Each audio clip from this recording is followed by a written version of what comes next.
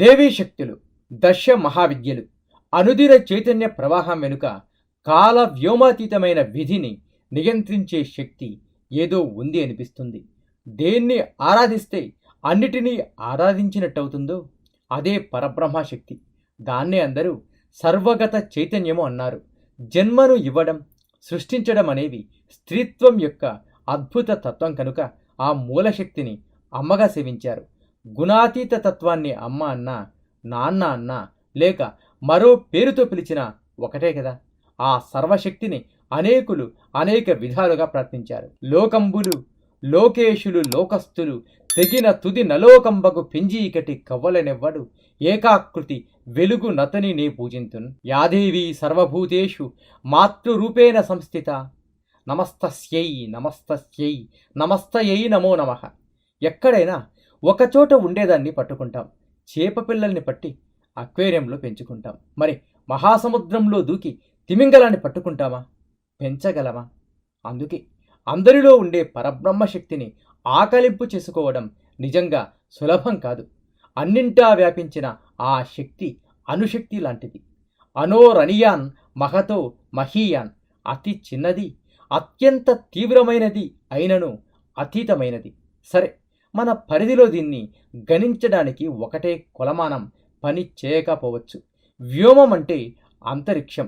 దిక్కులు ఆధారంగా తీసుకుంటే 10 దిక్కులని 10 శక్తులుగా విభజిస్తే ఆ 10 శక్తులని దశ మహావిద్యలు అని చెప్పొచ్చు. మంత్రశాస్త్రంలో పురుష దేవతా మంత్రాలని దేవీ మంత్రాలని విద్యలని అనడం పరిపాటి. ఈ 10 దేవీ శక్తులని దశావతారాలతో పోల్చారు కొందరు. కానీ ఇవి దశావతారాలు కావు. The 10 great cosmic powers. ఇవి బ్రహ్మ విద్యలుగా గుర్తించి దేవతాశక్తులుగా పూజించి అనుగ్రహాన్ని పొందారు. శక్తివంతులు అయ్యారు కొందరు. వాళ్ళని వీళ్ళని ఏదో చేయాలనే మూర్ఖత్వంతో తన అంతః శత్రువులని జయించక తమ కాలాన్ని తపశక్తిని వృధా చేసుకున్నారు కొందరు. విధిని, జీవన గతిని నిర్ధారించే అన్నిటినీ ధరించే ఆ శక్తి మాత్రమే శరణాగతికి అర్హమైనది. ఏ పేరుతో మనం పిలిచినా వాటి మంత్రశక్తి తీవ్రతను బట్టి, వాటి అపరిమిత శక్తిని బట్టి దశ మహావిద్యలుగా పిలువబడే ఈ శక్తులు సిద్ధులచే చాలా రహస్యంగా ఉంచబడ్డాయి. బౌద్ధంలో కూడా ఇవి సుప్రసిద్ధము. ఈ యుగంలో వీటిని పూర్వం కన్నా ఎక్కువ మంది ప్రచారం చేయడం, భారతదేశంలోనే కాక ప్రపంచమంతటా సాధన చేయడం జరుగుతోంది. ఈ లభించే జ్ఞానాన్ని మనం కొంత జాగ్రత్తగా గ్రహించడం అవసరం. తత్వం అర్థం కాకుండా కేవలం మంత్ర జపం వల్ల వీటి అనుగ్రహం కలుగకపోవచ్చు. వీటి చిత్రాలు ఇంకా విచిత్రాలుగా ఉంటాయి. చిత్రకారులు తమకు తెలిసిన అర్థంలో బొమ్మలు గీయడం, భక్తులు వాటిని తొందరగా పెట్టేసుకోవడం జరుగుతుంది. వీటిని మామూలు చిత్రాలుగా గీయడం సరికాదు. ఈ దశమహావిద్యలని అబ్స్ట్రాక్ట్గా నిజమైన దివ్య మనో చిత్రాలుగా దర్శించడం మంచిది. అందుకే దేవతా యంత్రాలు జామెట్రిక్ రిప్రజెంటేషన్గా ఈ దేవతలని అర్థం చేసుకుందుకు ఉపయోగపడతాయి. ఇంతకీ ఈ దశ మహావిద్యలంటే ఏవి? కాళీ, తార, త్రిపుర సుందరి, ధూమావతి, భువనేశ్వరి, భైరవి, చిన్నమస్త, మాతంగి, బగలాముఖి, కమలాత్మిక. అనేక దశాబ్దాల పాటు వీటి పేర్లు చెప్పుకోవడం కూడా వాటి ఆవాహనే అని భావించారు. వీటి సౌమ్యతరమైన రూపాలని, అర్థాలని, అంతరార్థాలని తెలుగువారికి అందించిన వారు చాలా తక్కువ మంది ఉన్నారు. రమణ మహర్షి వంటి మహానుభావుల సమక్షంలో దశ మహావిద్యల సాధన చేసి అందులో ఉన్న శక్తి కేవలం గ్రంథాలుగా కాక నిజంగా చూపించిన వారు శ్రీ కావ్యకంఠ వాసిష్ఠ గణపతి ముని. వారు రాసిన ఉమాసహస్రాన్ని అమ్మవారికి అంకితం చేసినప్పుడు అన్నారుట, అమ్మా, ఈ రచన నీకు నచ్చినట్లయితే నాకు తెలియజెయ్యి. ఏ భాగం నీకు నచ్చకపోతే ఆ భాగాన్ని నేను అగ్నికి ఆహుతి చేస్తాను అని. అలా ఆయన ఆ మహాగ్రంథాన్ని చదవడం మొదలుపెట్టేసరికి ఆ అమ్మవారు కరుణాసముద్రయ్యి ప్రతి స్తోత్ర భాగానికో మెరుపు ఆకాశంలో చూపించిందట. అంతటి దివ్యశక్తిని దర్శనీయంగా చూడడానికి ఎంత తపస్సు చేయాలో అనిపిస్తుంది. మరి ఈ దశమహావిద్యలు దేన్ని సూచిస్తాయి? వీటి చిత్రాలు, విగ్రహాలు కూడా అన్నీ సౌమ్యంగా ఉండవు. కాళీ విగ్రహం ఎప్పుడు ముండమాలతో, ఖడ్గంతో భయంకరంగా ఉంటుంది. వీటిలో కోమలత్వం ఏది, ఎక్కడుంది? మరి ఈ కాళీమాతయే తెనాలి రామలింగడికి విద్యని, ఐశ్వర్యాన్ని ఇచ్చింది. వెరివాడైన కాళిదాసుకు కవిత్వాన్ని ఇచ్చింది. అమ్మ తలచుకుంటే లోటేముంది?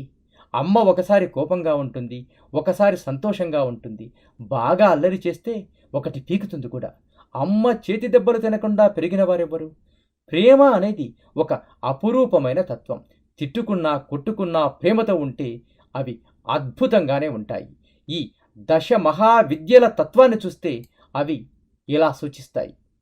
కాళీ ఛిన్నమస్త కాల పరిణామము, తారామాతంగి వాక్తు వ్యక్తావ్యక్తము, త్రిపుర సుందరి కమల ఆనందము, సౌందర్యము భువనేశ్వరి, ధూమావతి అంతరాళము, అతీత పరబ్రహ్మశక్తి భైరవి, బగలాముఖి శక్తి గతి స్థితి.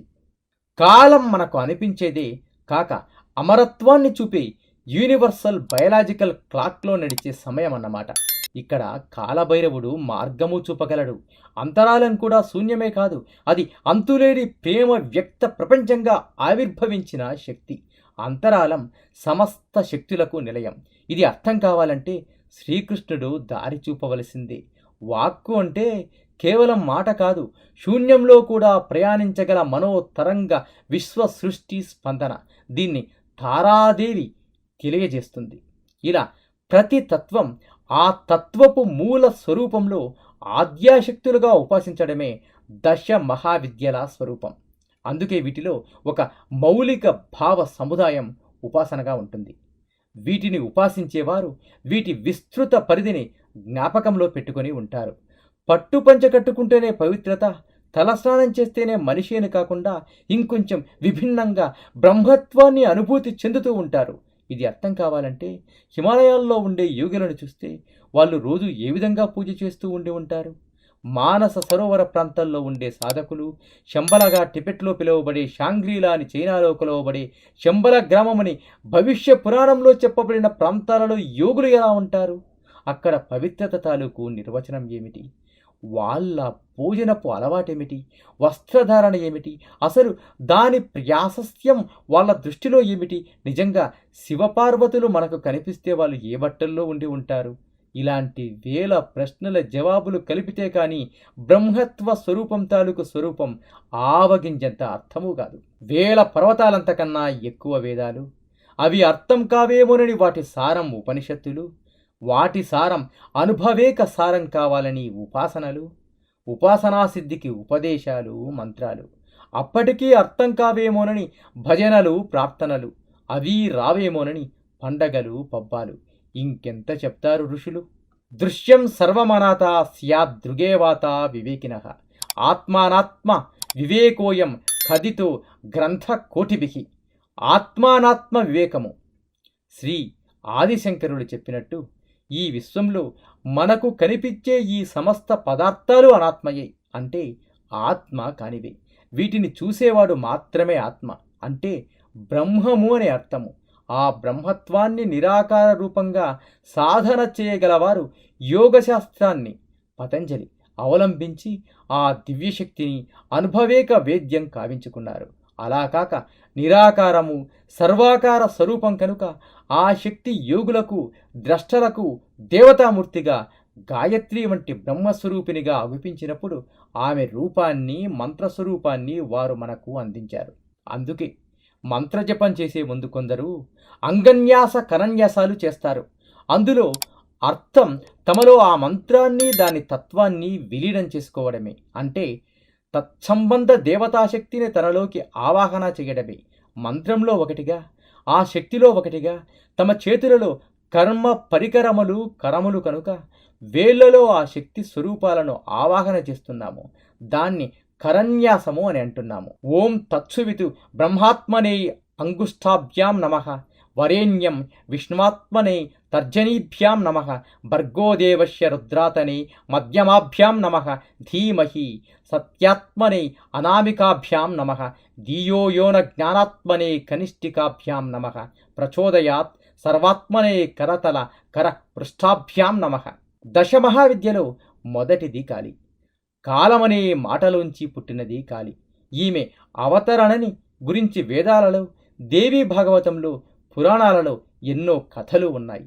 రామకృష్ణ పరమహంసను అనుగ్రహించినది, వివేకానందుని భరతభూమికి ప్రసాదించిన శక్తి ఈమె. సృష్టి ఆరంభంలో మహావిష్ణు నాభి కమలం నుంచి బ్రహ్మ ఉదయించాడట. విష్ణువు నిద్రావశుడై ఉండగా ఆయన చెవిలోంచి పుట్టిన మధుకైటభ రాక్షసులు బ్రహ్మను బాధించడం మొదలుపెట్టారు. వారిని ఏమీ చేయలేక విష్ణువు లేపడానికి ప్రయత్నించి విఫలుడై మహామాయను, కాలస్వరూపిణి అయిన కాళిని స్తుతించగా ఆమె అవతరించి విష్ణువుని లేపింది. రాక్షసులను సంహరించడానికి శక్తిని ఇచ్చింది. మహాప్రళయ కాలాన సంహార శక్తి అయిన కాళి మహాతాండవం చేస్తుంది. ఆమె పాదఘాతములకు లోకములు తల్లడిల్లిపోతున్నాయి. పరమశివుడు లోక రక్షణార్థమై ముందుకు వచ్చి, దేవి, నీ పదగట్టనలకు సమస్త బ్రహ్మాండములు కదిలిపోతున్నాయి, అవి ఇంకా తట్టుకోజాలవు, ఇక నా దేహంపైనే కాలు మోపు అన్నాడట శివుడు. ఆ మాటను అంగీకరించి ఆమె శివుడిపై నిలుచుంది. ఈమెను భారతదేశంలోనూ ప్రపంచమంతటా నేడు ఉపాసిస్తున్నారు.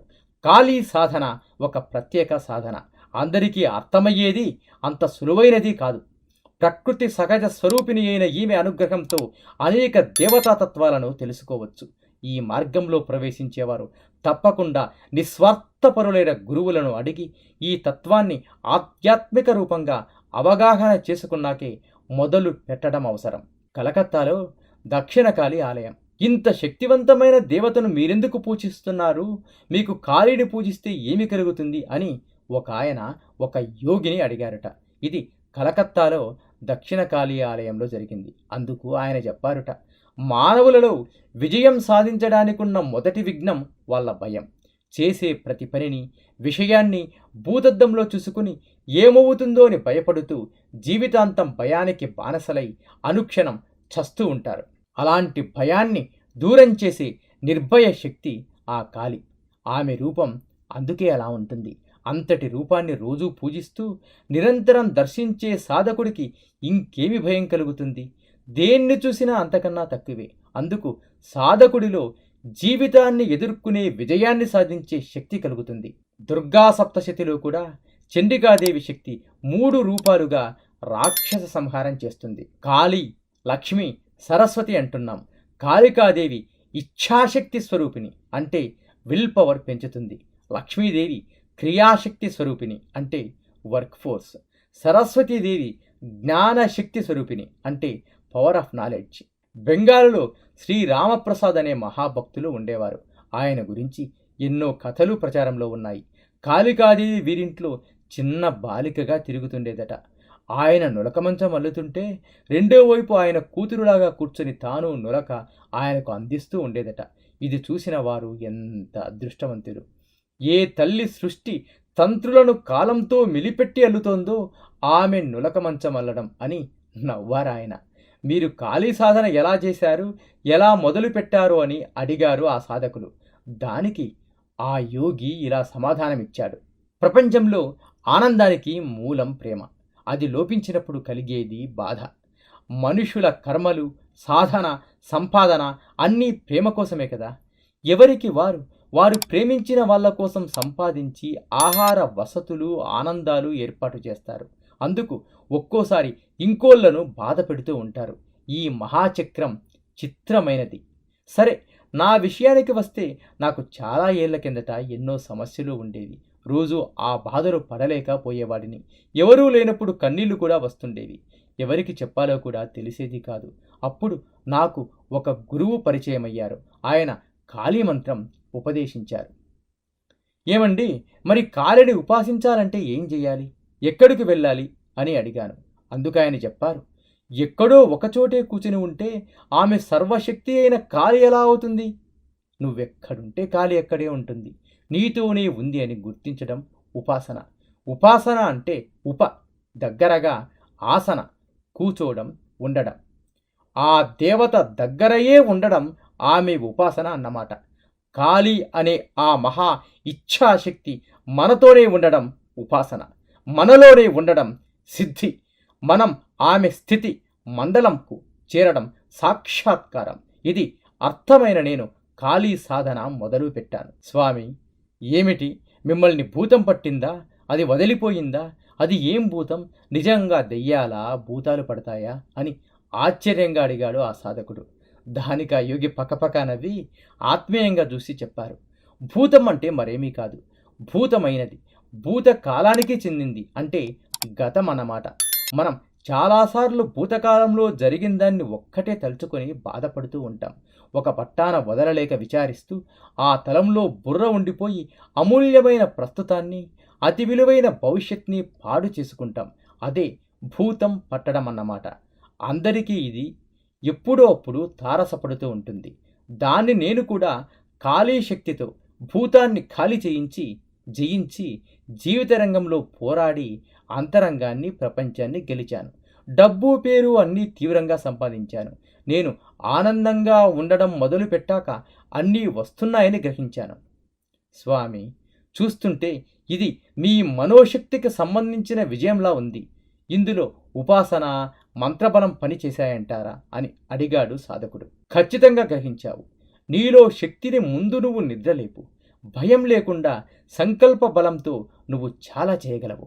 ఆ పైన కావాల్సిన అవకాశాలని, అదృష్టాన్ని అమ్మ ఇస్తుంది. అన్నీ వచ్చాక నాకు అనుమానం వచ్చింది, ఇదంతా నా ప్రతిభే నేమో అని. అసలు అమ్మవారు ఎక్కడ ఉంది అని. హిమాలయాల నుంచి కేరళ దాకా గురువులను చూశాను, వారితో సన్నిహితంగా తిరిగాను, కోట్లలో జపాలు, హోమాలు చేశాను. అప్పుడు అర్థమైంది విషయం ఏమిటో, ఆ మూల పరబ్రహ్మతత్వం ఏమిటో అన్నారు ఆ యోగి. స్వామి, మీరు కొంచెం ఒక చిన్న విషయం చెప్పాలి. స్వశక్తితో మీరు చాలా కష్టపడి ఏవో సాధించారు, బాగుంది. ఉపాసన చేశారు, బాగుంది. మరి ఇదంతా చేసింది ఆ తల్లి కదా, అది నిర్ధారణ చేసుకున్నారా? ఆమెను గురించి తెలుసుకున్నారా అని అడిగాడు సాధకుడు. ఆ యోగి చిరునవ్వు నవ్వి, ఇంకా తెలుసుకుంటున్నాను. ఎన్నో తెలుసుకుంటున్న వారు కూడా ఇంకా తెలుసుకుంటున్నారని తెలుసుకున్నాను అని కళ్ళు మూసుకుని దేవుని ప్రార్థించారు. దేవిత్వం భక్తి సులభే సర్వకార్య విధాయని కలౌహి కార్య సిద్ధ్యర్థము పాయం బ్రూహి యత్నతః. అంతలో గాలిలోంచి ఒక తులసిమాల వచ్చి ఆ యోగి ఒళ్ళో పడింది. యోగి కళ్ళు తెరిచి చూశారు. నవ్వి అలా చిత్రంగా గాలిలోంచి పడ్డ ఆ మాలని కాళీ ప్రసాదం, సాధన చేసుకో అని ఆ సాధకుడికి ఇచ్చి లేచి వెళ్ళిపోయారు. సాధకుడు చాలాసేపటి దాకా తేరుకోలేదు. ఆ మాల ఎక్కడిది అని ఇప్పటికీ ఆలోచిస్తూనే ఉన్నాడు. ఆ చుట్టుపక్కల జనసందోహంలో ఎవరైనా విసిరేశారేమో అని లాజికల్గా కూడా ఆలోచించాడు. ఆ గాలికే తెలియాలి ఏది ఎక్కడి నుంచి వస్తుందో, మళ్ళీ ఎక్కడికి వెడుతుందో. శ్రీమాత్రే నమః. నీలో నీకు నమ్మకము కలిగినప్పుడే నీవు దేవుడిని నమ్మగలవు. శతం జీవ శరదో వర్ధమాన, శతం హేమంతాన్ శతం వసంతాన్. 100 శరత్తులు, 100 హేమంతాలు, 100 వసంతాలు వర్ధిల్లుతూ జీవించండి. మీ బీవీఎస్.